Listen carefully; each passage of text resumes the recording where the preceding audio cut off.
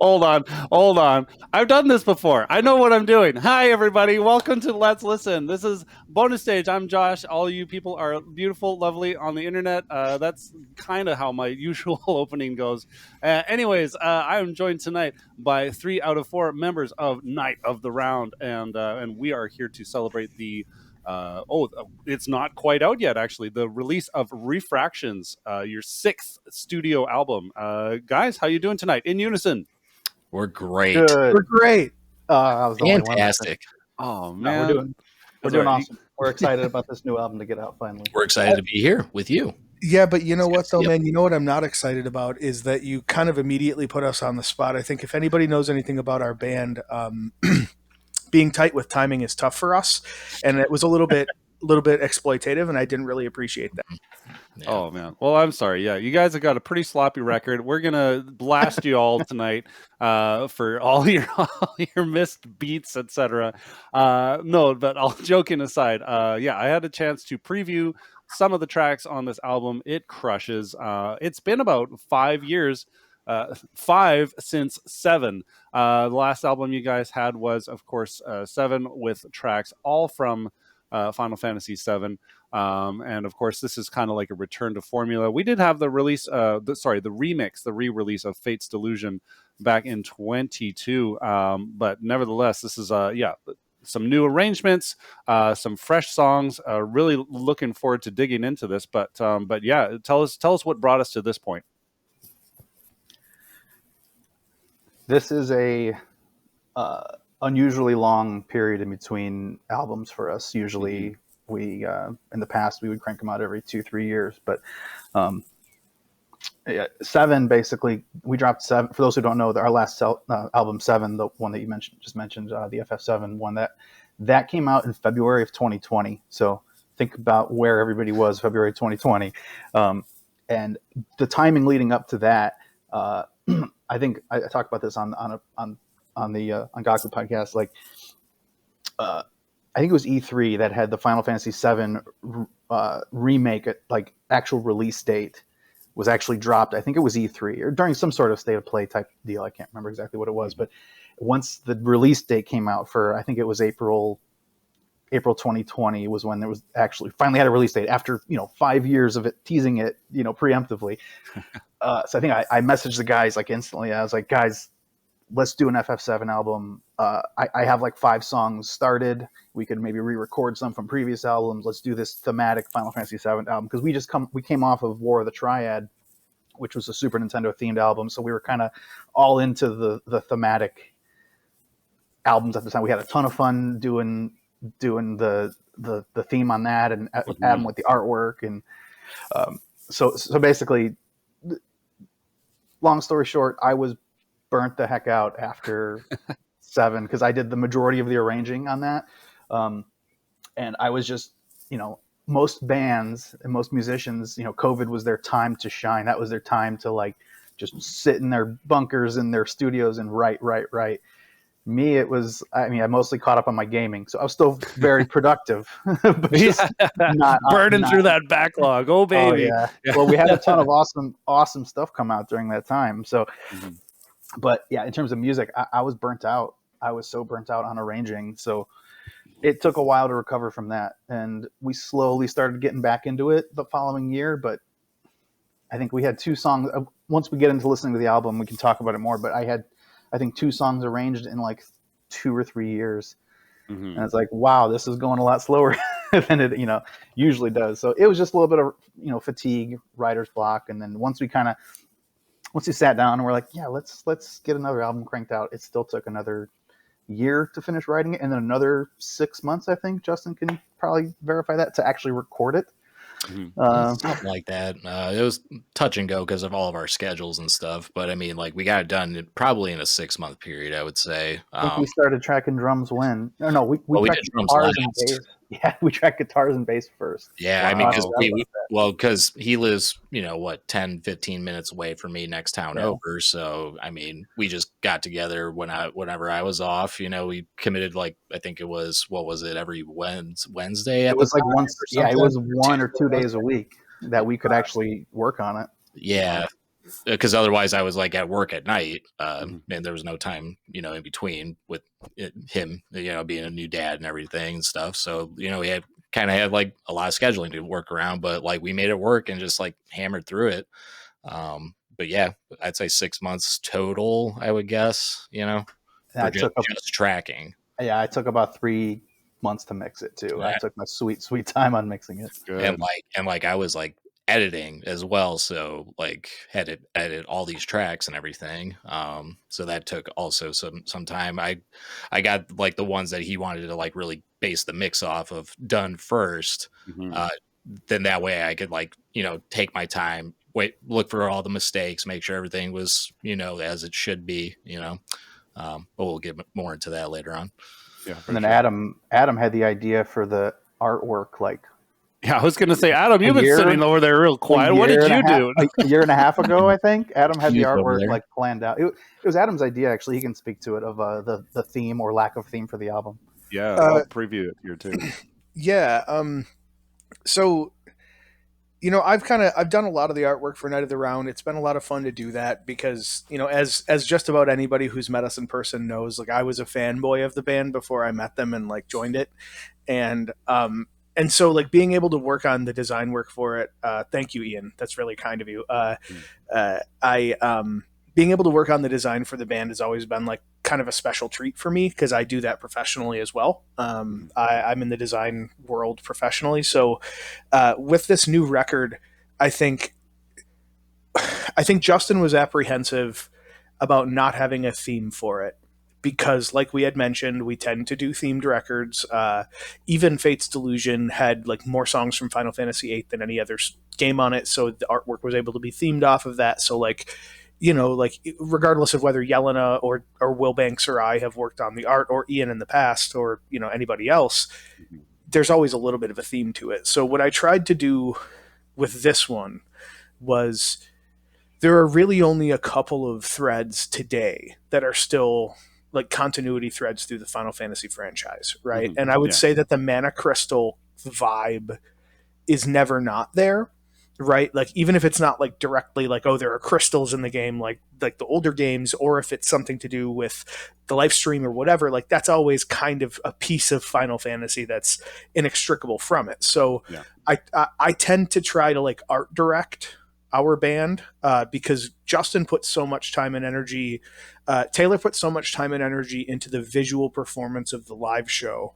And Will Banks put so much time and energy with Kevin into the production of the album that I want to contribute in the same way to the visual representation of the band. And so I tried to kind of think about this not just in terms of how do I tie this like group of random Final Fantasy songs into something that makes sense. So I chose like the Light Crystals as kind of the idea, but there are also kind of more genres of music on this record, I feel, than there have been lately. And I wanted to represent that too. So it's kind of like, it's the idea of it is it's refractions of light through crystal. There were a bunch of different iterations, like Justin said, for like a year and a half, longer than we've been tracking the material. I've been working on the artwork, which is kind of funny. And it's just because I had the cool idea for what are we going to do for a themeless album, right? And then one day I started tinkering and I constantly iterated on it. And we had a bunch of versions that were really glitchy and a bunch of versions that were a completely opposite color palette, but I wanted to do something that felt more like a progressive album with the art. I wanted it because I think that the album is progressive in the arrangements. I think there's a lot of variation. There's a lot of turns that we take on this and some bravery that I think we put on the record this time that we don't necessarily have that shows a couple different dimensions to people. So I wanted to represent that visually. And the cool thing in my opinion was like Justin and I think Justin and I have a very similar understanding of like what we're driving towards for the visual appeal of the band, from the t-shirts to the videos that he selects to the way that the Instagram posts he makes work. Cause like we do that separately, but it feels like it could be one or the other of us working on it. Right. And that's intentional. And so with this, I thought about like, what are shirts going to look like? We wanted to go with a light album cover instead of using dark this time. We wanted to like completely flip it on its head. So I don't want to get too far ahead of myself, but you might see a white Night of the Round t-shirt this year. And it's something we're really being very careful with, because a lot of people have asked us for merch that's not black or shades of black, and that's not really our bag. So, hey, we're again stepping into bravery and discomfort as a band. Yeah, beautiful. Yeah, definitely reflecting light in lots of different directions here. My first thought when I saw it too, I gotta say, just for the lulz, it looked to me like some pretty sharp Jello. I wanted to have, Yeah. I wanted to taste it. I didn't want it to cut my mouth. But anyways, that's But just one thing I did want to mention about that was cool is I took the pieces of kind of the glitched out like previous versions of the artwork, and that's what made it to the singles. So the singles are like refractions of the album artwork. So it's kind of like continuing along the theme. So yeah, I don't know. I just kind of want to sprinkle that on top there too. Hell yeah, absolutely. Well, folks, I'm going to get the link to this album on Bandcamp in chat so that you can follow along with the track listing if you want. This is available for pre-order now. This is going to drop tomorrow. Oh, sorry. I think there you go. It's going to drop as soon as this is over. I'm going to go upstairs and release the pre-order, at least on Bandcamp, for sure. Awesome. All right. I mean, it's like 2 hours early or whatever. So, whatever. Right. Yeah. Oh man. Everyone on the East Coast over there. Oh man, that's the joy of being on the Pacific Coast. You get stuff 3 hours early. If anyone, if anyone has ordered CDs, they are in the mail. If you haven't gotten them already. Oh wow. We actually have those. We're still waiting on vinyl. Vinyl is on the way. Oh man. Well, before we dig into this, I noticed this is quite a mix. Like you guys were saying, this is a bit of a themeless album. You'd worked a lot on kind of organizing your arrangements into separate entries in the Final Fantasy series. And I was looking back through some of your catalog, and I just wanted to ask, when are you guys going to do Melody Alute from Final Fantasy IV? That one is just begging for a DeJounte cover. That's the one that Edward plays when he's thinking about his love. Oh my god! I bet you the next time I go through the Final Fantasy IV soundtrack, as it's been a while, I'll probably have some 2 or 3 potential songs I could probably make. That's kind of how it works. I'll stay away from the sound. Like if I'm not doing an active playthrough or something, I'll revisit the soundtrack maybe once a year or something. I'll hear things in different ways. That's how a lot of these songs came to be. Oh, that's cool. All right. Well, I mean, I was half joking, but if one ever comes up, I will take full credit for that. But anyways, so folks, we are going to listen to the album in pairs tonight. So we're going to listen to 2 tracks at a time, and I think we're ready. We've been priming this album, ready to go. I think we're ready to do our first listening block, folks. So coming up first, we're going to listen to track 1, Horrors of the Night from Final Fantasy 15. And then after that, we've got Torn from the Heavens from Final Fantasy 14. You guys know what to say. Let's listen.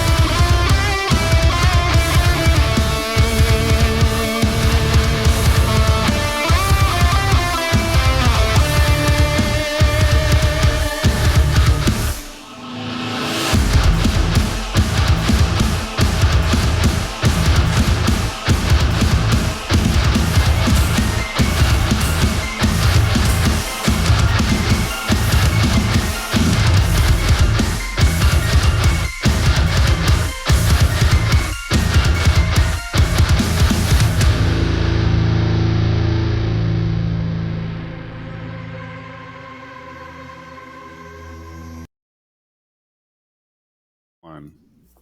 Damn, that's how you open an album. That's how you do it. Gotta hit him with it, man. Yeah, crush those crystals into dust and snort them up. Had to do it. Had to do it to him. As they say. Oh man, Horrors of the Night and Torn from the Heavens. Oh man, from Final Fantasy 15 and 14 respectively. Now, when you're picking the songs that you're going to arrange, are these popping out to you while you're playing the game, or are you scrubbing the soundtrack? Just be like, this is going to be a KOTOR. A little bit of both.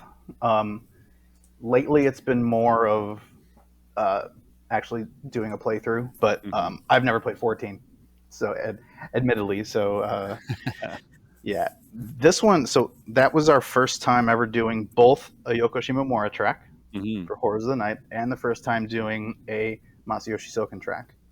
So first time ever doing a track from either of those awesome composers. So Horrors of the Night, I think the last time I played Final Fantasy 15 was many years ago, but I always loved that song. I always thought it was a super cool arrangement, and it's one that I kind of bookmarked. Like, one of these days I'm going to do this. And it was when I specifically arranged that to be an opener for the album. So that's why I didn't do the whole song. The whole song's like 5 minutes, and it kind of drags on, and it's meant to be, arranged in stages, like when you're fighting, because it's one of the battle themes of 15. So that was specifically shortened and just made to be both a live opener and an opener for the album. So that's what we open our sets with now. Super fun. Yeah. Sorry, Adam. I think I saw you had. No, am I tripping? Okay.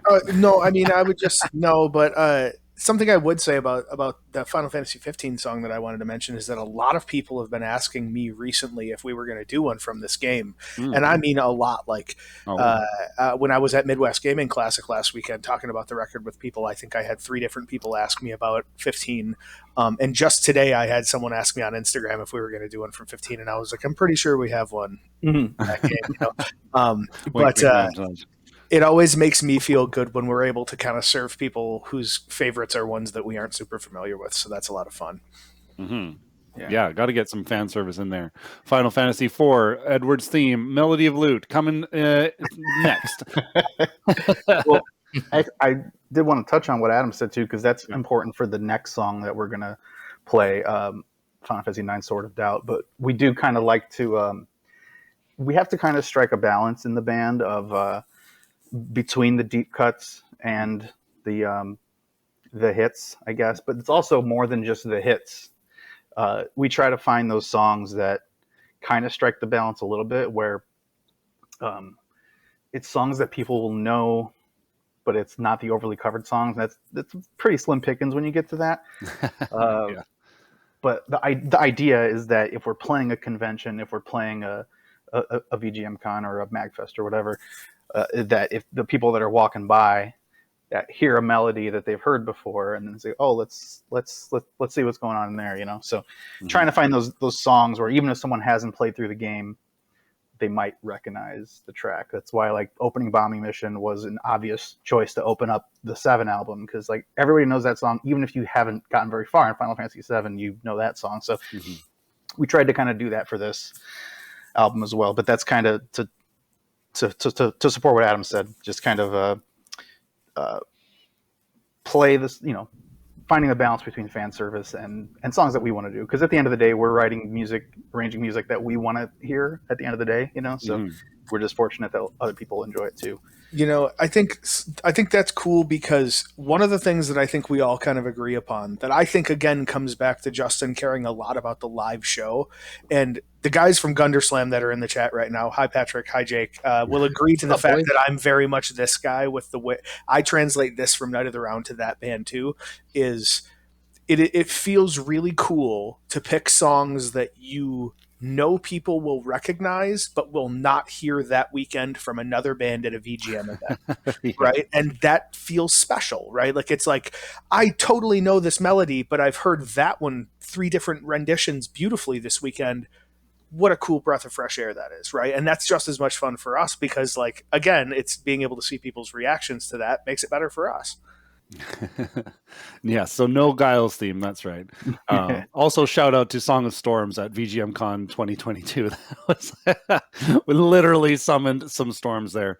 But you know, to speak to what you guys do, you know, even if you are playing quote unquote the hits, you present them in a way that is fresh, that is your own. The way that you arrange them is kind of like a deconstruction and reconstruction, where you know you are effectively hearing something for the first time, even if you have heard it before. It's really beautiful, and I know we're going to hear some tracks coming up that will reflect that.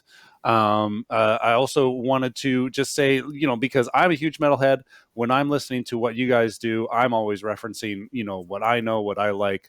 Loved that Horrors of the Night. You guys had a very strong and decided like black metal vibe to it. I was getting Behemoth, you know, and going into Torn from the Heavens. There, we got like some of the more like orchestral Death Clock and stuff like that too. Lots of really cool vibes in there that I resonate with. Anyways, but I would love to hear your take on what are some of the strong influences on these arrangements so far.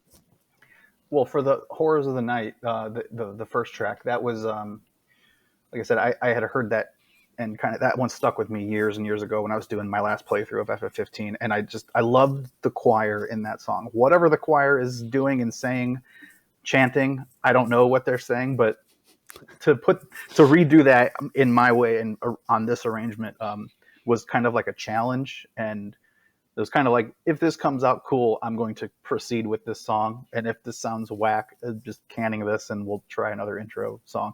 But it came out awesome. And then, I don't know, guitars and choir, I just think blast beats instantly. And just like, yeah, this has got to be drum picked and blast beats. And, you know, the answer is never not Dimmu, right? Right. Yeah. Usually the default. Yeah. Yeah. And for Torn from the Heavens, and I talked about this on a previous podcast, but that one, the idea of that song, I mean, aside from the fact that we've had people asking us to do a Final Fantasy 14 song for like the entirety of the band, and none of us are really Final Fantasy 14 players. I think Adam's probably played the most of it.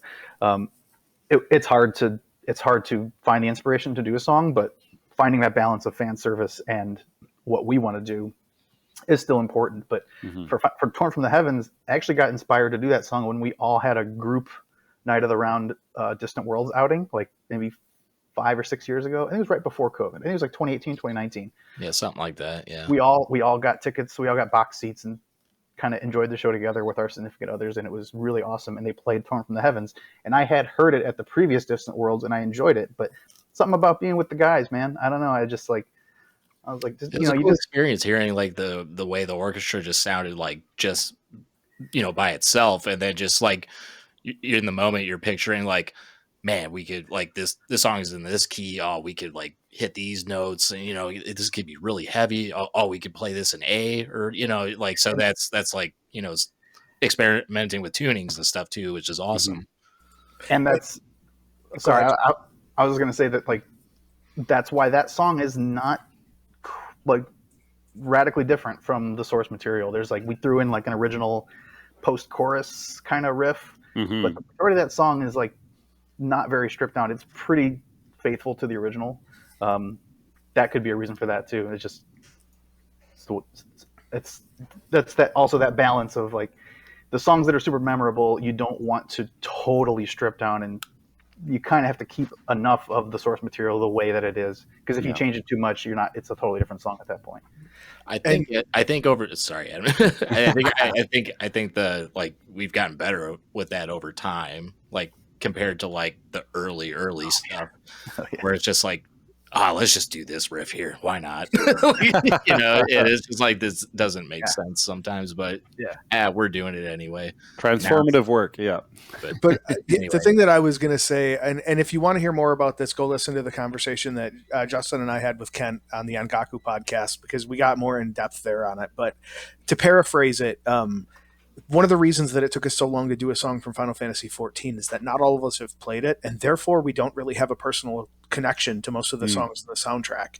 And being in that room, seeing that material perform the way it was being performed, like we were all dressed up. We kind of, went out of our way to kind of have a good time together that night. And like, that was a way for us to have like an emotional connection to that soundtrack that we otherwise wouldn't have had. Right. So one thing that people should always consider when they ask us, have you done anything from this game, whatever, is not only is there a daunting amount of material to choose from in a lot of cases, but if we haven't played through the game, I haven't, done this boss raid until I finally cleared it myself, to really have an imprint of that experience with my friends. With the, we don't have that with this game and with some of the games in the franchise. So it might take us a minute to get there, but there's a good reason for that, right? Mm-hmm. And a lot of people really like the Heavensward song, the Torn from the Heavens. So like it kind of did. I feel like there was a lot of payoff there for the people who were patient. We appreciate that, but we care about the songs we pick. Like it's almost never random. Mm-hmm. Right. So there's a tip for anybody who wants to make a request for Night of the Round. Make sure you hand them each a physical copy of the game. Tell them you're not allowed to do anything until you play through and get to this one point that means a lot to me. And then I'm going to go out and buy 4 copies of Final Fantasy IV, and I'm going to make sure that you all get them for Melody Allude. Sorry, that's just going to be going to be the thread that ties this whole night together. That's going to be some refractions on my part. All right. Well, we've got another couple of songs. Unless I'm cutting anything off. Any other thoughts about those 2 tracks that we just heard? I think that's it. Cool. I think we can move on. Yeah. Let's get on there. So upcoming next is the 3rd track on the album from, in my opinion, the best Final Fantasy game. That is Final Fantasy IX. This is going to be the Swords of Fury track, and then we're going to listen to a hit, the battle theme from Final Fantasy VI, as done by Night of the Round. Guys, if you're all ready, then let's fucking listen.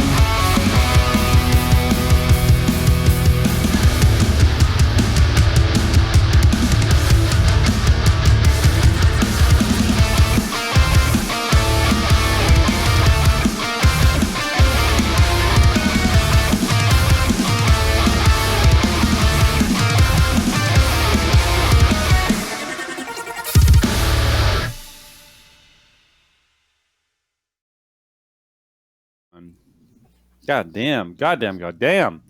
That is some hot shit, man. Swords of Fury from Final Fantasy IX and the battle theme from Final Fantasy VI. Yeah, you guys evoked everything that you needed to with that FF9 track, while still keeping true to yourselves, keeping true to the sound of the album. Yeah, it's incredible. I'm just going to put you all on the spot. What does Final Fantasy IX mean to you? I absolutely loved Final Fantasy IX when I played through it, but I've only played through that game one time. That was when it first came out. I played it on PlayStation 1, literally like in the early 2000s. Yeah, I've tried playing it since, maybe 5 times, and I get like halfway through disc 1 and I just lose interest. I don't know what the hell's wrong with me. I love the game. I think the game's awesome. And I just a ton of nostalgia for it when I listen to the soundtracks and all that. And I don't know, man, but it means a lot. It still does mean a lot to me. It's still it means something. There we go. Good answer. Yeah, good answer. Wilbanks, have you done 9? I have not. No. Okay, yeah, I know you haven't done all of them. I really like 9 a lot. I have probably played it a half dozen times, but I think Justin's kind of on the same level as me. As I think I was playing it on, I don't know, my Vita or something like that while we were on tour, and I got pretty close to the end of the game, and I was like, you know what, I know what happens from here. I love this, but I don't want to play this anymore. Good enough. You know, that's okay. Long one, yeah. But I think that like that kind of says something, that I don't feel the need to play all the way through it to get the emotional validation that I get from the game, because it is also like it's a very sweet game. It's a very personal game. It's like kind of about friendship in a lot of ways, you know, and like there's a lot of characters like that. Vivi is like kind of an all-time great character in the franchise.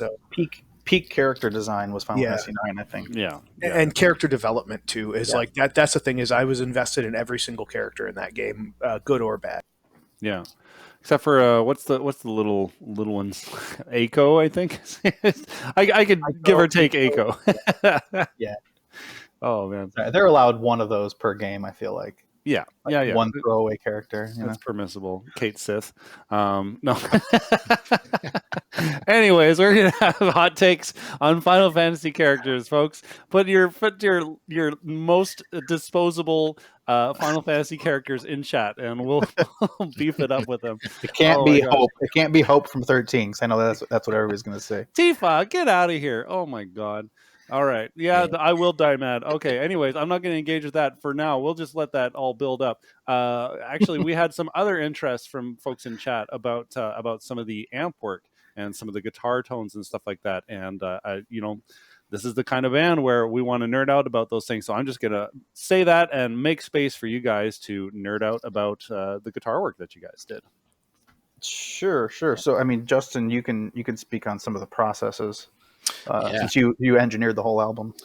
Yeah, so that's one thing that's different about this album too. Like I handled all the tracking basically, and Justin took care of pretty much all the performances for like guitar and bass and everything, minus like one lead I had to record, but otherwise I was just manning this, and then had Kevin come in and do his thing as well.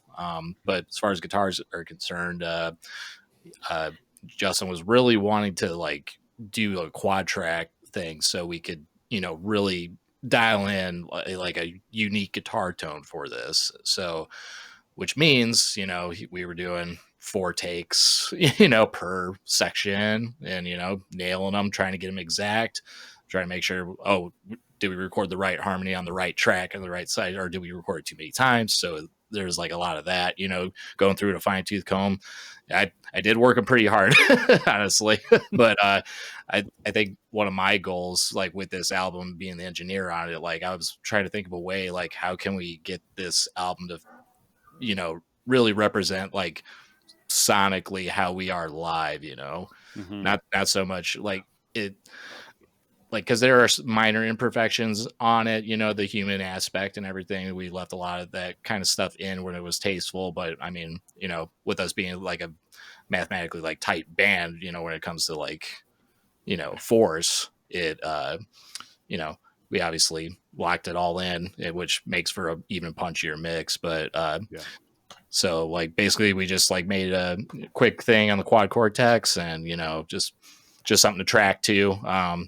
And then once we got all the DIs like edited and everything, just send it right over to Justin to start messing with guitar tones, and he can kind of like get more into like his choices on like the amps, which I think was really cool, like the way like he approached it this time around. Nice. And I'll interject with a little question from Danimal. With a big question is, what are the pan percents for the quad track? Because that is a very specific process with an incredible sound. 100% left, right, baby. Well, two of them are 100% left to right. I think the other pair. Oh, yeah. Well, you mixed it, so yeah, you would know. All right. Yeah. I think the main, it's so the short answer is 100% on one pair, and I think 85 on the other pair, and we did different amps on both. I put out a video through the night of the round socials. I think it's on Instagram. I don't think I posted it on Facebook, but where I kind of I deep dive into it. But we basically did. So when you quad track, you're doing 2 performances per side, so 4 takes. And the idea is that one side is what I play live and one side is what Wilbanks plays live.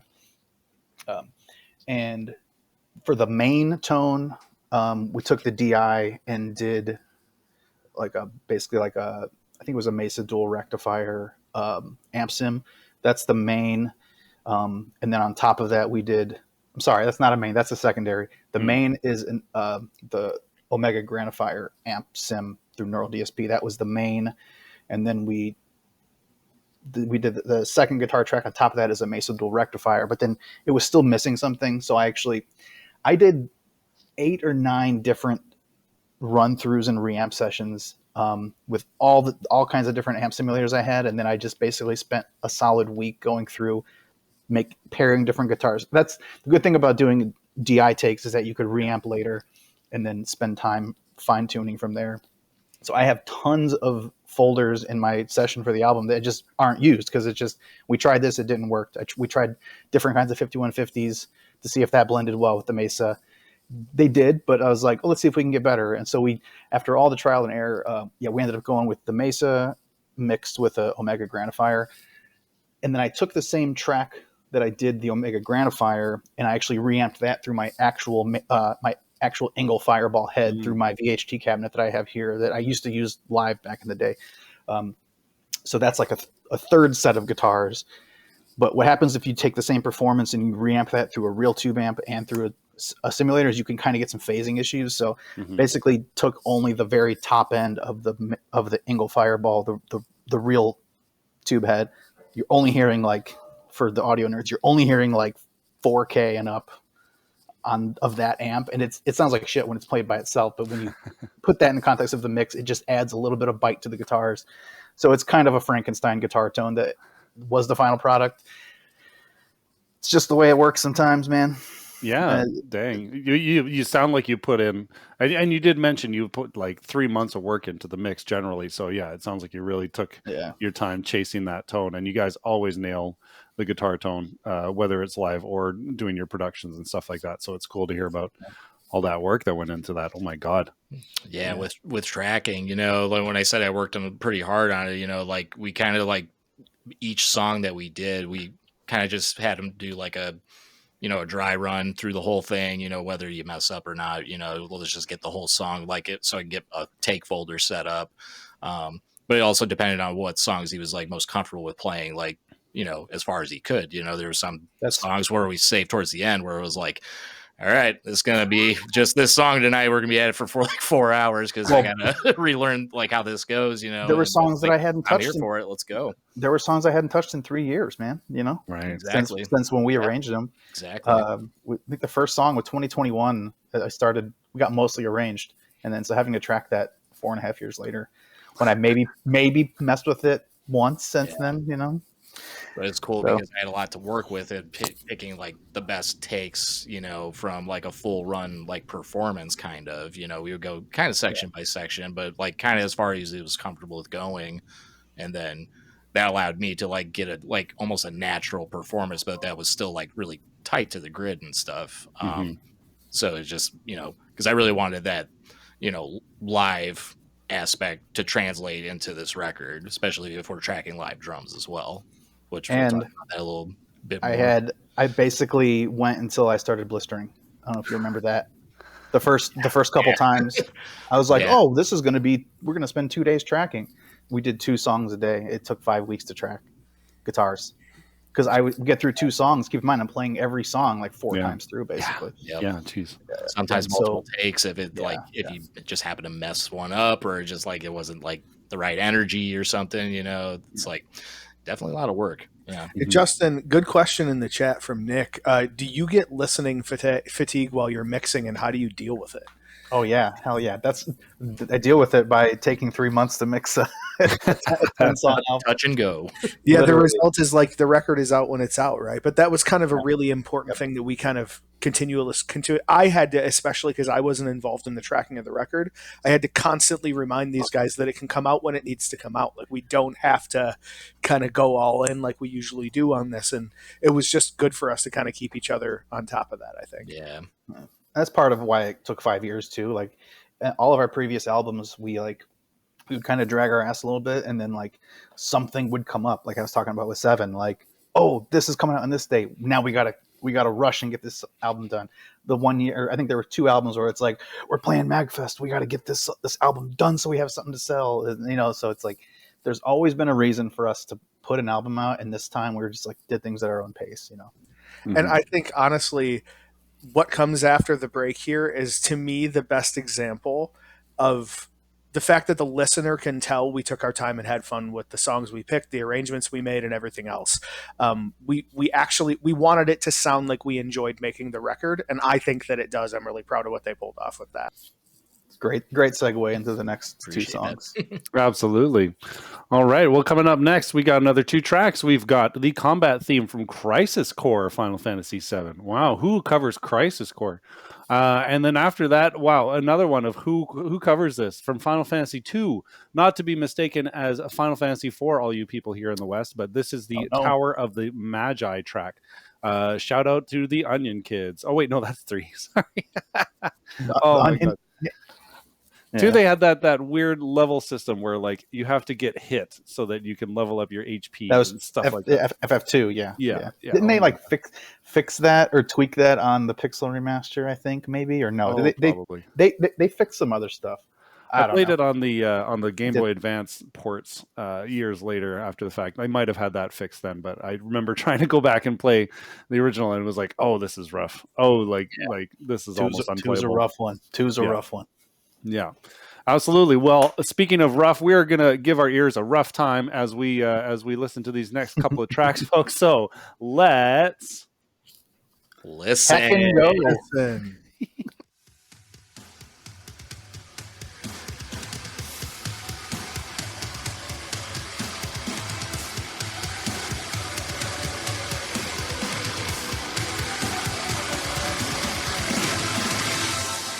Activating combat mode.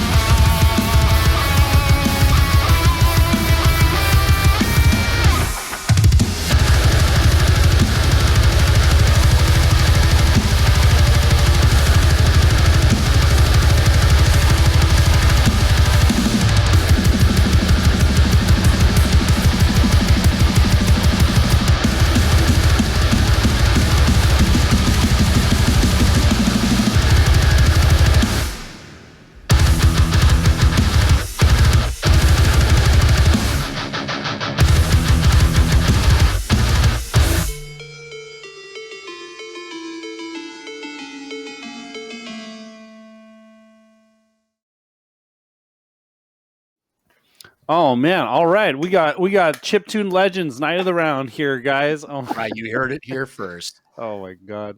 Oh, that is amazing. All right, I mean, I've got lots to say about Tower of the Magi. Let's backtrack a little bit. Combat, Crisis Core, Final Fantasy VII. I never played Crisis Core. What the heck is Crisis Core? Dude, you're insane.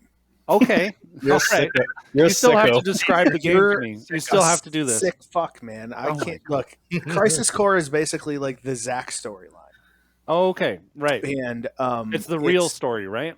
Yes, it's like the and it is though. And then like the cool thing is that like so just to tell you what Crisis Core is, for anybody who doesn't know, it is a side story game from Final Fantasy VII.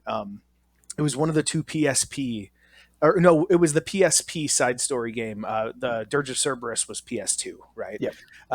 But it was 80% of the music, maybe 90 in the game, is just Final Fantasy VII music, kind of like badly ported to PSP.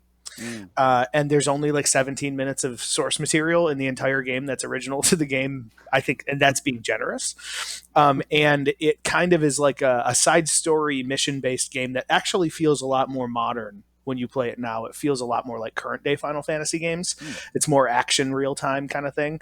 But it has like a mission system that a lot of people like myself are very passionate about, because I love being given like just a menu screen of fetch quests to go to, right? Like, so it's all that, the boxes, man. I'm there. But I'm the there. Crisis Core remake is kind of I think they did a really great job. Personally, I will take the original FF7 over the remake, but the Crisis Core remake is gold. For anybody who hasn't played the game, it is just worth it. It's so Awesome. much fun. Really, Cool. really awesome. And so when you say the music is largely just ported FF7 music, somehow the combat theme sticks out. That one is an original take, or is that just like, oh, here we're going to cover how Crisis Core covered the combat theme from Final Fantasy VII? So It's a cover of a cover. Oh I'll man. start. I'll start this and I'll let Adam take it over. But I've tried doing Crisis Core songs for Night of the Round before, and they just never really amounted to much. I wasn't super inspired by the original bits of the soundtrack. It's obviously not an Uematsu soundtrack. Mhm. It's kind of like industrial, almost like just, I don't know, kind of not my favorite thing in the world. Not saying that I don't fuck with some industrial stuff here and there, but just the soundtrack itself is just nothing that I ever really vibe. All right, Adam's picking it up. Not a He's- lot to work with on this one. It sucks. And, Seriously. the fact that Adam was able to crank out like such a cool song out of what sources he had, it's a testament to his songwriting abilities, I would say. So that's the thing. I'll end my part here, then I'll let Adam jump in. But yeah, we were nearing the end of writing for the album. I think we had maybe 7 or 8 songs done, and me and Adam were jointly, not like 100% like in line, but pretty close. We were both playing the Crisis Core Reunion, which was the remake that they go, and we were both like really enjoying it. Really enjoy. Uh-oh, we're getting robot Justin. Uh-oh. Oh boy. Oh, yeah, your reception's getting a little whack. I can see your Wi-Fi. Oh no! Oh, we lost him. All right, Adam, pick it up. Yeah, that's Okay, cool. I got it. what was Justin trying to say there? So I think like basically what he was trying to say is that like Justin and I were playing through that game at the same time. And I was kind of in a pretty bad place at the time. I was going through it and life wasn't great for me. And Justin, Sophia was very new at home. Right. So like Justin's family was kind of very new. It was kind of late pandemic, maybe coming out of the pandemic. And I was going through it and I had a lot of time on my hands and nothing to do. And so I kind of dove into Crisis Core because I saw that it was on the PSN store, and Justin he had already bought it, but I don't know if he had like started playing at that time. And so we were talking to each other at practice one day, or maybe even just in the band chat, because this was, like I think we were pretty active at the time, but we were just talking about how we were both playing it. And so as it kind of turned out, the last like 60% of the game, we almost played in tandem with one another, and we would text each other, like, like he's like, oh, I'm trying to get through this section of it. Like, how do I do this or whatever? And that game is again, it's a lot of like, to 100%, that game is a real achievement. Like, it's a real test of patience, and it's a lot of like going through and doing missions over and over and over and over again and grinding. And so we had a lot of fun. We had a little bit of an opportunity to bond more through that, which was nice. And I don't play online games. It's one thing that a lot of my friends I have different from them, is I don't play games online with my friends often. So that was a really unusual experience for me to like play along with somebody. So we bonded over the game and we had a special connection to it. And Justin was asking about like if anybody else wanted to take a stab at a song. And at that time, I was getting a little bit more confident in my guitar playing. And I have never participated in songwriting with Night of the Round with a guitar in my hands until this point, right? And so I tried not to make a big deal about it when I was like, I'm gonna dive into this. I'm gonna pick something. I'm gonna choose the source. I'm gonna choose the game, and I want to show them what I'm capable of doing. And I kind of just like ham-fisted, just kind of pushed my way through it. And so I remember when I just sent the clip into the band chat of like, hey guys, I picked a song, here it is. And Will Banks's response is like, all right, guess we're going to have to use that somehow. Just hearing that, like that one riff, I'm just like, well, we got to do this. This slaps. Like, this sounds so good. But the funny thing is, like, it sounds so different from Night of the Round. And I think that's one of the things that I think a lot of people have liked about it. I did like about it too. Yeah. Right. And like that's what I mean by how much fun we had with the record. Was like Justin was completely open-minded to like, if Kevin had like known how to play guitar and wanted to write something, it probably would have resulted in us at least experimenting with it, right? So we were having fun, we were being experimental, and when I picked the song, I picked it for a couple of reasons. First, because Justin and I bonded over that game.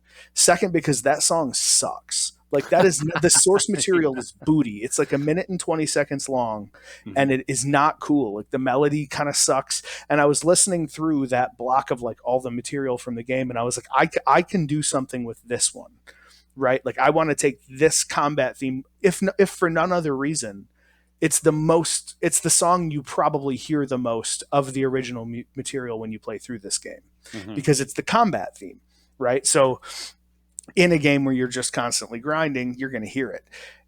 And the approach that I took to it sounds different because I was not listening to Dimmu Borgir or Meshuggah or, any of the standard Night of the Round influences when we went into it, because like at the time it was very specifically, it was the song Ant Pile by Kublai Khan. And if you don't know that song, it's pretty much it's 4 notes in a couple of pinch harmonics, but it beats ass.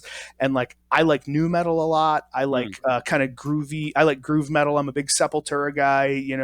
I'm a big Soulfly guy, and I like bounce music, right? And so I wanted it to bounce. So the specific influences for the Crisis Core song were Ant Pile by Kublai Khan, No More Tears by Ozzy Osbourne,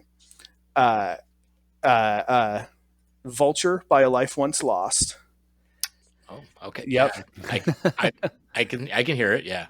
And then specifically, and these weren't Justin's, but they dovetailed beautifully into where he was at the moment, Static X and Orgy were like just regular. On my way to Justin's house when we tracked it, I was listening to Static X. I think I went to see them with my wife the weekend before that. So it was like I was in a big kind of groovy metalcore vibe, old metal, like 2006 metalcore, and new metal, but with like synth parts, right? And so when Justin and I got together and worked through it, it kind of has that, like, the song, I originally wrote it in drop B, which was hilarious because our band has never tuned that high. There were a lot of reasons why it was silly and fun, right? And so when Justin and I worked on it, he was in a phase at the moment that I'm sure he will stay in for the rest of his life because it's a beautiful place to be. But I'll let him speak on the inspiration for it, because I kind of came in with all of the ass beater riffs through the entire song, like every gorilla, like, just like ham-fisted mosh part was me. And then Justin said, "What if we have a little bit more fun with this?" Right? Yeah.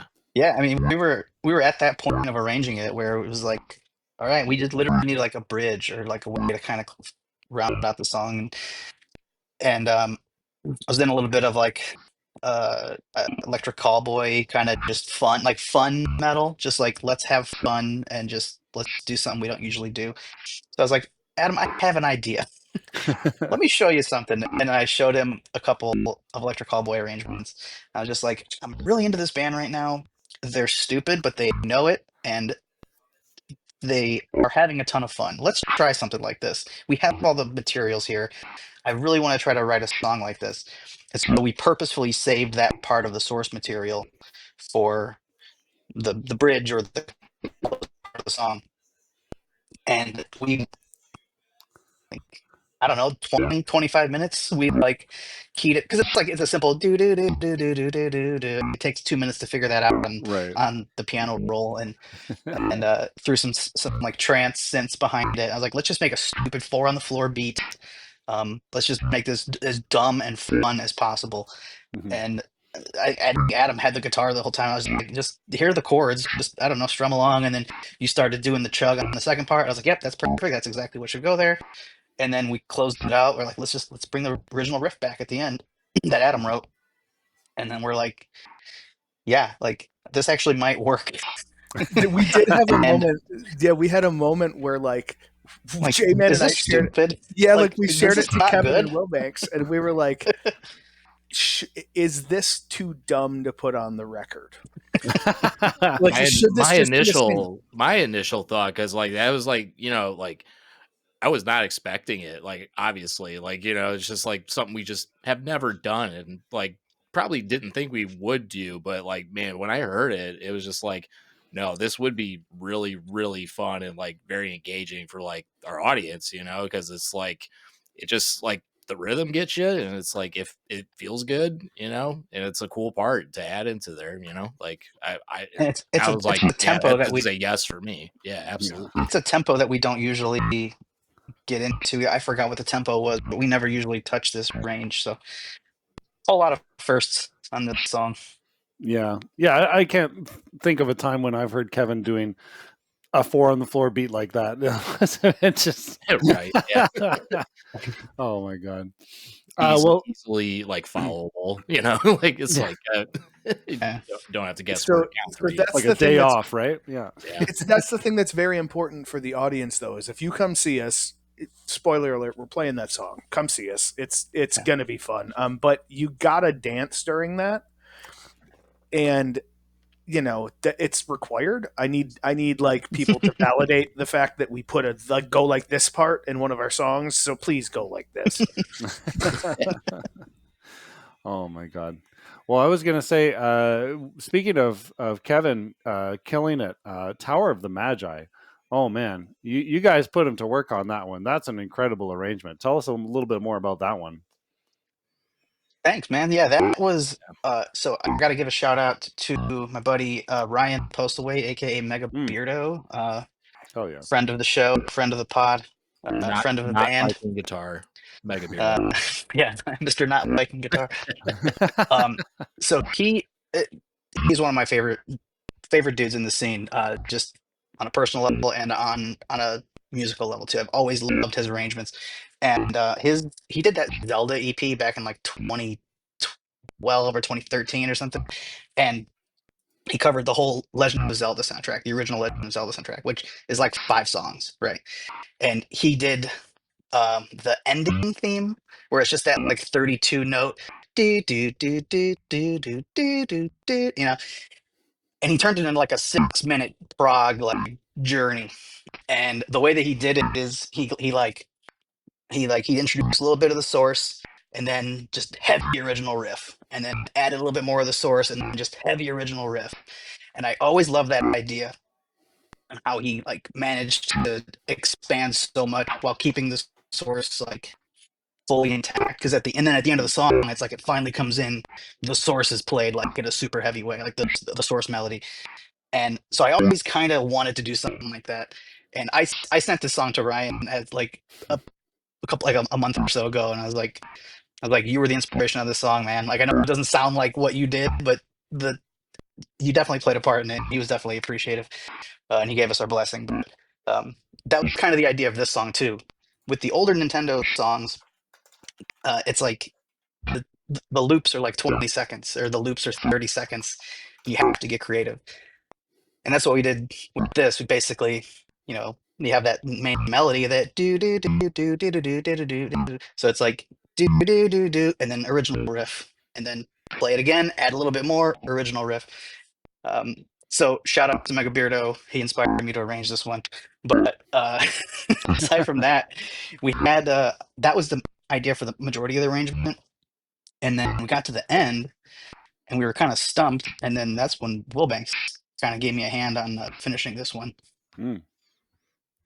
Yeah, time to time I just, get my 2 cents in there, and sometimes it's just like you need another person's perspective just to be like, oh yeah, no, that's what we should do. Yeah, yeah, so I mean, I don't remember the exact moment where usually if I'll go over there and hear something, usually after 1 or 2 listens, I already have kind of an idea, and then we just kind of get to work on it. And then whether it takes like an hour or 2, but I mean, we'll figure it out eventually, I remember when you had the idea to do all the double bass at the end. I was like, I don't think there's ever been a time where we've challenged Kevin and he hasn't come through.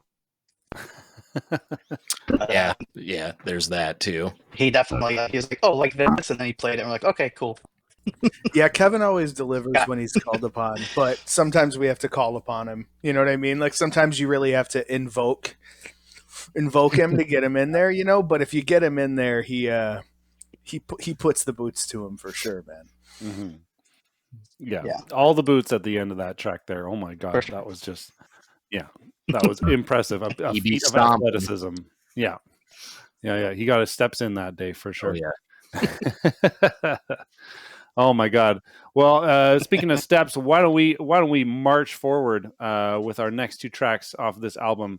Coming up next, folks, we are going to listen to the first track from 8 on this album. This is going to be Lunatic Pandora. Actually, that was mentioned earlier, I think.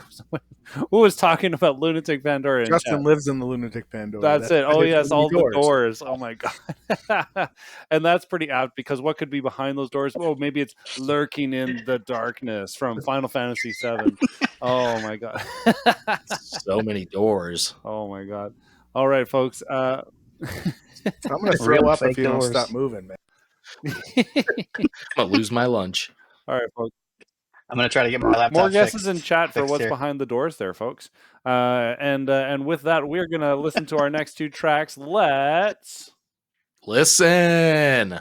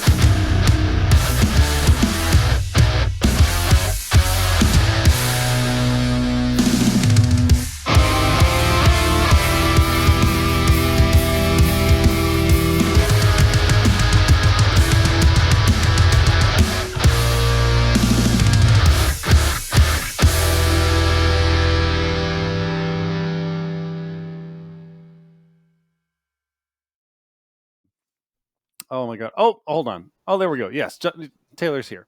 Yeah, I'm back. I'm back. Real me. We got the real you. real Yeah, form. not the mobile version. The doors are Yep. still there, but anyways, yeah, folks. Did you guess what's behind the doors? Anyways, we did listen to Lunatic Pandora. That's very apt. But yeah, that's a really cool song. I haven't actually played 8, but I know that song is a big hit, as we have said on the soundtrack. Yeah, that's a really fucking cool one. That one really crushes it. Yeah, story time. Tell us about Lunatic Pandora. Lunatic Pandora might be it's in my top 3 on the album for sure. I love the way that came out, man. I love it. I had the idea to do that song on my last playthrough of FF8. I was actually playing through it with my wife, and we I don't know. I've heard these soundtracks so many times, but like sometimes it just takes the next playthrough to like get inspired. This thing that kind of turned me off from making that song a Night of the Round song originally was like not really knowing what to do with that intro part. That dee doo doo doo doo doo doo. I was like this could be this is a cool melody. Let me see how I can do it on guitar. And then once you realize what was happening, I was like, okay, let's take this, make it 4/4. Let me put some bomb blasts on it, or let me put some blast beats behind it. And I don't know. Eventually, a song came out of it.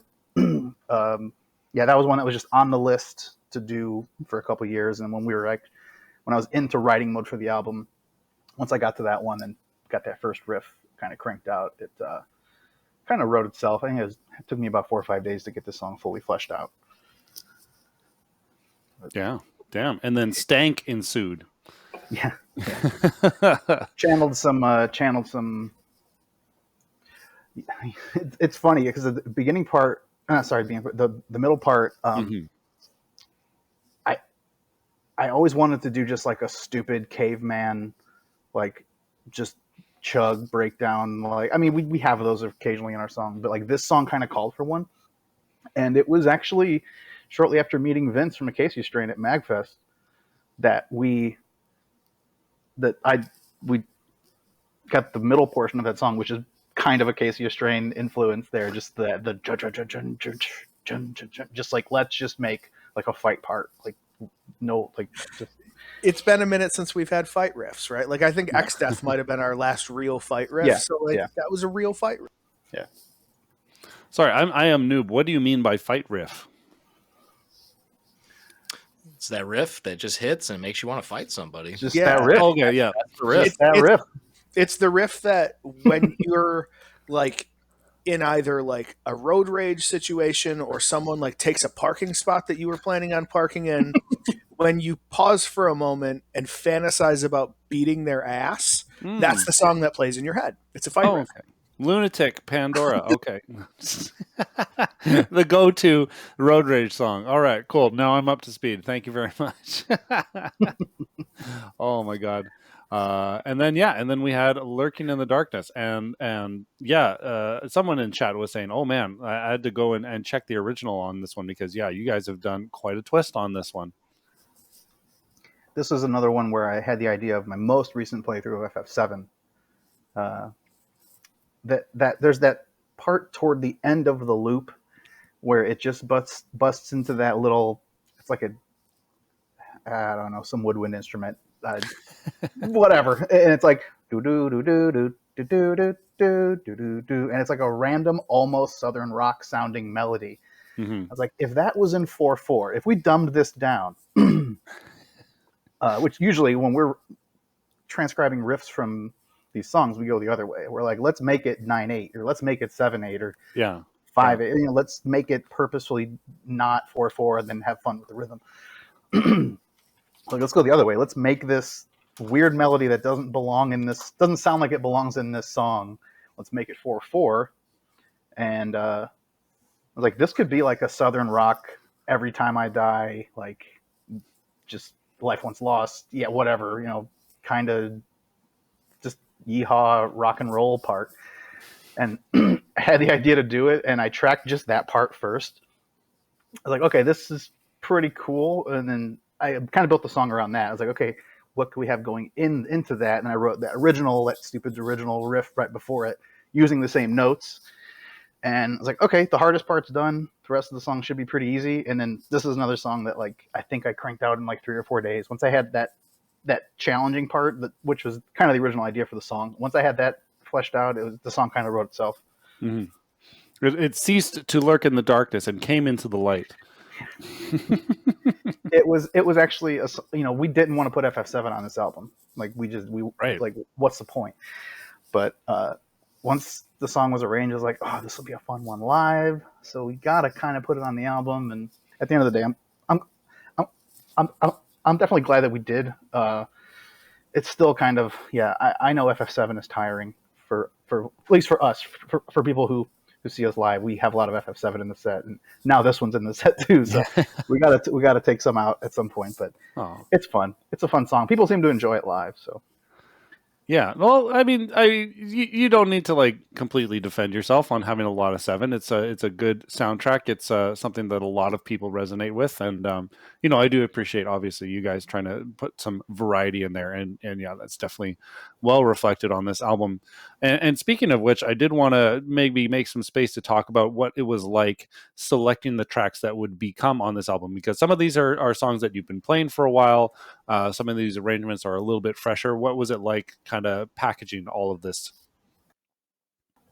Well, I think part of like what Adam was saying earlier about kind of choosing to go not the thematic route for this album was like we're just gonna put whatever the hell we want on this album, and then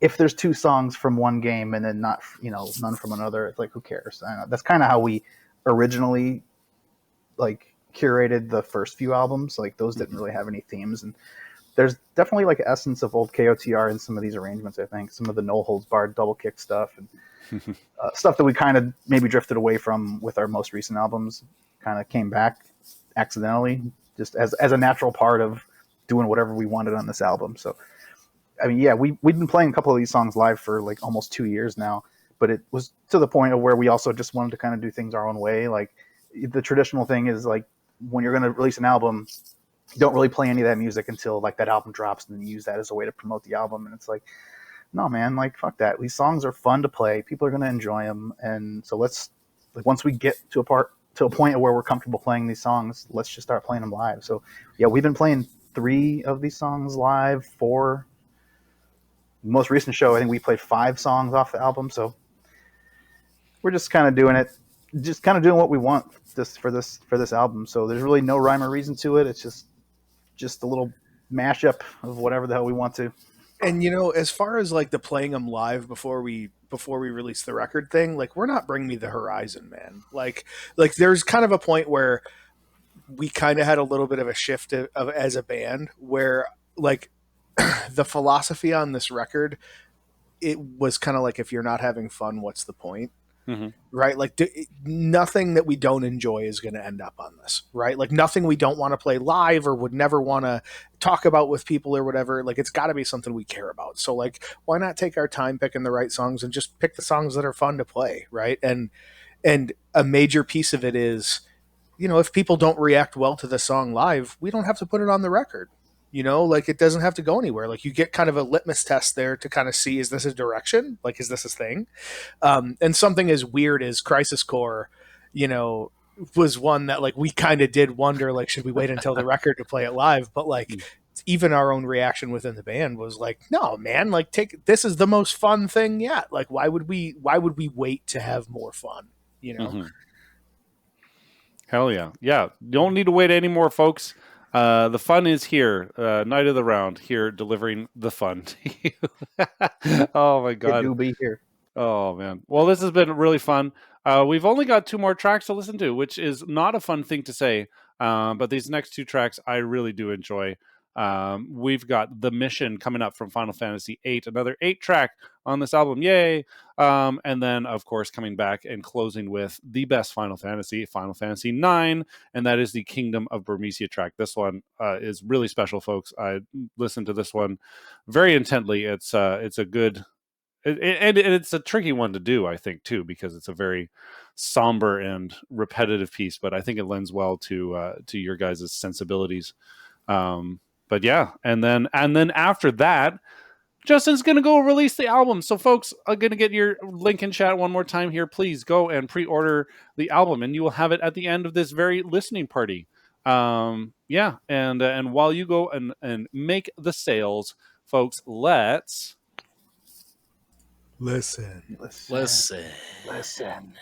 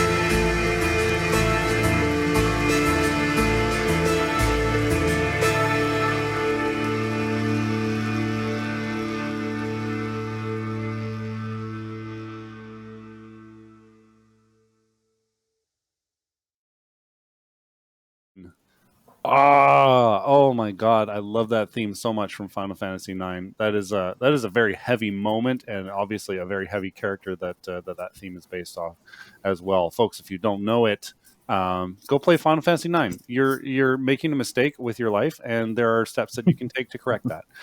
Anyway, Probably so yeah, probably. Maybe I'll be a better human being. oh my God. Before that, we heard the mission from Final Fantasy VIII. Beautiful, beautiful take on that track. Yeah, anything that you guys want to say about that one, particularly?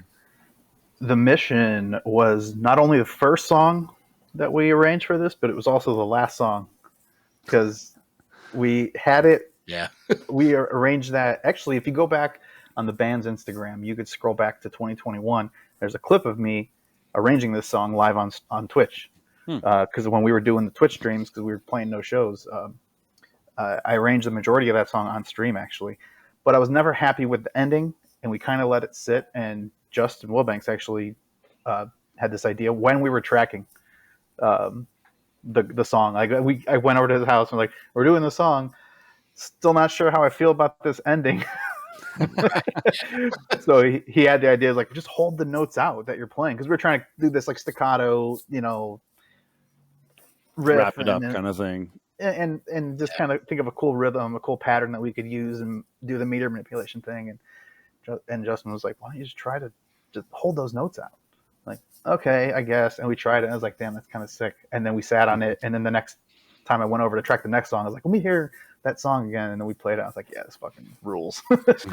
Yeah, sometimes just like those little tiny changes, like it's like one of the things, like, because I've written a shit ton of songs over like my whole musical career because I've been local band since I was like 15 years old, and I've been writing a lot of songs, so it's like, just thinking of like I've gotten good of like hearing like different avenues you can take, but then there's just something that just like makes sense, just like, well, just change this one little thing and it'll like change the whole dynamic of this part. And something that simple just really like shifted it and made the ending what we were kind of looking for. And that's a good thing about taking our time with the album too. Like if we, like maybe we needed 4 years off of when I started this song to how you finished it. Maybe we needed that time. We wouldn't have thought to end it, even though that was like a simple idea that you had. It is perfect. It's exactly what we needed. Yeah. That Sometimes may that's not all have been it the case. That may not have been the case 2 years ago if we would have got this album 2 years ago. So. And it was kind of just like in the moment of just hearing it, just like, well, this makes sense to me. Just let's try recording it, see how it sounds, and then what's the worst that could happen? We just delete it, Yeah. So yeah, we've been sitting on that song the longest though, like as a whole. Like that song is, it just seems so old to me because I literally wrote it in early 2021, I think. Wow. Yeah. Yeah. No, that's amazing. And then closing. I mean, track order is definitely like an art, right? But closing with Kingdom of Burmecia, that's just such a clear choice. Yeah, you guys really crushed the arrangement on this one. That song means a lot to me. We've talked about what Final Fantasy IX means to all of you. So yeah, I can tell that some love was put into this one for sure. Yeah, me and I think I tossed around a couple different ideas. Versions of like the track listing for the album, and on both of the versions I had, it was always going to open with Horrors of the Night and always going to close with Kingdom of Burmecia. I kind of wrote Kingdom of Burmecia to be a closer. I had started a Freya's theme arrangement like 2 or 3 years ago, and it kind of didn't go anywhere. I think I still have a demo on my computer. It's like a minute or so long. I don't know. I just couldn't get it how I know it should have went, because that song, as you know, and fans of the game may know how the song goes, but there's like that always like that 2 and 3, the thing that's going on with the music. It's that din din din din din din and then din din din din. Yeah. So it's like din din din din din din din. It's always doing that counter back and forth. So it always had the 2 different meters going, and like that's our wheelhouse, So I had to do the song justice with what we do. Like I couldn't just do it, I could have cranked out a Freya's theme cover years ago and just not, and it could have been whatever, but it had to be right. It had to be right for what we do. And the idea to try to take the approach of doing Kingdom of Bermesia instead of Freya's theme, even though it's essentially the same song. There's a third song on the soundtrack too. It's like Unforgettable Silhouette or something like that, where it's also the same motif, the same song. Basically, it's in a different key, but the idea of doing the Freya's theme hit me because it's just naturally like that instrumentation is like just heavy and epic, and it's a little more washed out with choir and strings, and it's not the guitar doing the melody like it is on Freya's theme. So just the idea of doing a epic closer with Kingdom of Bermesia was a challenge, but it was also like it just made the most sense. I was like, I'm going to figure this out one way or another, and it took a couple weeks to arrange this, but the idea was to go back and forth with those 2 and 3 meter. Although it's you could look at it in like triplets and standard quarter notes. But like just like that however typical you play of a 6/8 measure. You've got so much room room for fun. Yeah, and that's how the whole song was kind of a challenge to like not kind of how you said like not make it boring. You have to keep the listener engaged. You have to keep things interesting. And that was a bit of a challenge, but I don't know, epic closing songs are fun on an album. So even if this didn't translate to something live, it's like, oh well, we tried. Here's our version of Kingdom of Bermesia / Freya's theme. Sorry, it's not good, but it ended up being pretty good. So I would rock out to this in its current form. Like if you play it live, I will be just like power bowing. It could make a good closer to a set one day. I mean, like that would be cool. I think that'd be really rad. Yeah, like we've definitely played shows where the vibe is different, right? So like I could see it, and I think also, Justin, don't forget to talk about the book ending, right? Like the because one of my favorite things that we usually don't do. I love it when bands do it. When they bookend an album, or even a song. Yeah. So did I put that video on social media today? It's been such a blur to me. I think I did. I did a breakdown. Yeah, I did. I did a breakdown. It's on our social medias right now. If you go to our Instagram or Facebook, where I kind of go over how exactly I constructed the end of that song. And so if you remember, it's been 2 hours now, but the very first song, Horrors of the Night, has that rhythm, that kind of that downbeat, upbeat counter. At the very end of that of Kingdom of Bermesia, like we kind of ran out of material to use naturally. So it was like, okay, I'm bringing this riff back, but in this different key. So it goes into just a groovy version, slow down, alternate, key version of that rhythm. And then we expand that rhythm and kind of do funky stuff with the drums and keep the rhythm the same or change the rhythm based on how you perceive the tempo. And that's up to the listener. So I do a pretty cool, interesting breakdown of that on our social media if you want to hear more. But it was a fun way to give I feel like we finally did our spin on Kingdom of Bermesia at the end of that song. It's kind of like, this is like the Night of the Round treatment is finally hits at the end of that song. Yeah, and it hits hard. Absolutely. Oh my God. Well, that's the whole album. That is the whole album. Yeah, that's it. We made it. We made it through all that Final Fantasy. I mean, what else would we be listening to with you guys? But anyway, maybe you'll break formula one day. No, just kidding. Please don't. But yeah, no. In all seriousness, you guys owe me an arrangement of Final Fantasy IV's Melody of Lute. I will be cashing in on that very soon, I'm sure. But folks, you should be cashing in on this album release because this is going to be dropped in the next hour or so, maybe in a matter of minutes. We'll see. It's pretty much up to Justin there, but folks, go and get your pre-order there. They've got physical copies that if you pre-ordered those should be in your mailbox very soon. And if you want one for yourself, then they will come later, but you can get the digital copy right now. This episode of the listening party is going to go on our YouTube in case you missed any part of it or want to share it with your friends. That will be beautiful. What's coming up next for Neither Round? Are you guys going to sit on your laurels? You're sitting pretty on this, or you got some pretty epic shows to promote this album? We got a few shows in May.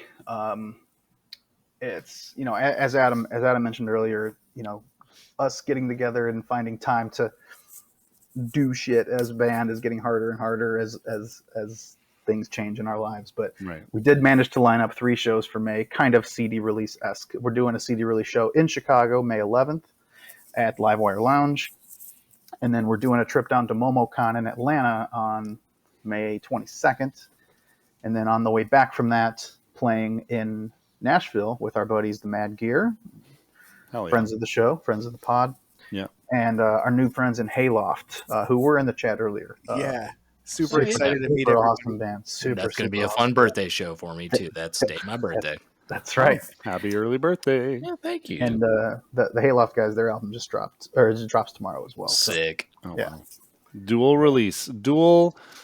I'm going to stop myself there. but before that, I'm going to go through one of these doors, Oh my God. go upstairs on my actual working PC and unlock the pre-order for everyone. One of those doors leads to the release. Who knows?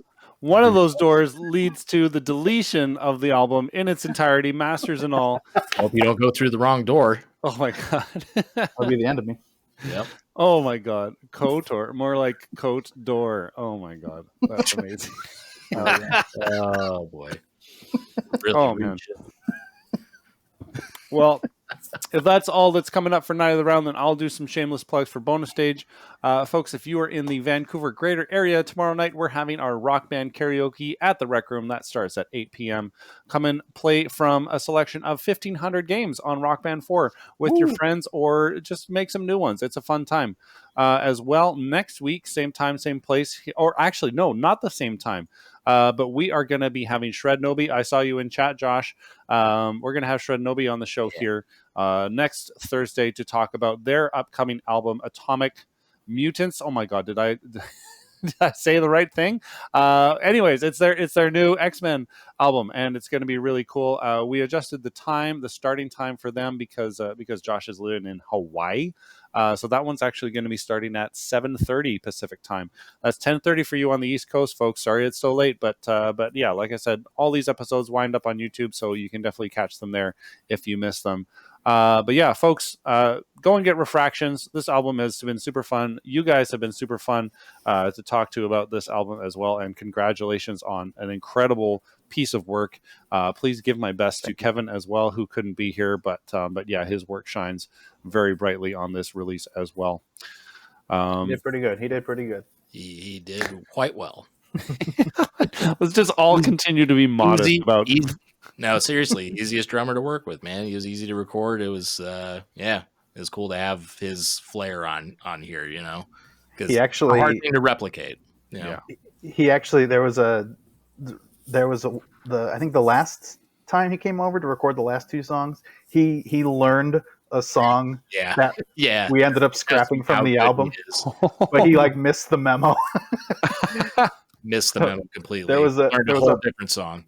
There was a Final Fantasy 12 song that we were going to have on the album as like an interlude, and so he learned that instead of whatever I think it was Kingdom of Hermetia. He had to learn that on the spot, pretty much. And of course, it's the one with all the metric modulation and like all these different click counts and stuff. So that was a hard one to track too, because it was just like, well, we got to take this part by part because you know you're learning it right now. But that's just how good he is, man. He just goes in there and he does his thing, kind of knows what to do. You know, we've been at this for how long now? You know, almost 15 years. You know, as a band. Yeah. If you go way back, but it's just kind of built in, you know, you just kind of know what to go in and do. So he did the damn thing. Yep. Wow. That's always been Kevin too, man. He's always been reliable in that way. Yep. Oh my God. # blessed. Blessed yeah. boy. All right. Well, we're gonna put a blessing on this release, and we're gonna bless Justin Taylor so that he can go through the right door and that it actually gets released. And we're gonna bless all of you for being here, folks. Thank you for showing up tonight and being in chat and giving us your love and your attention. We hope to see you back here next week or another time in the future. And until then, have a good night. Bye, everybody. Thank you. Thanks for coming out.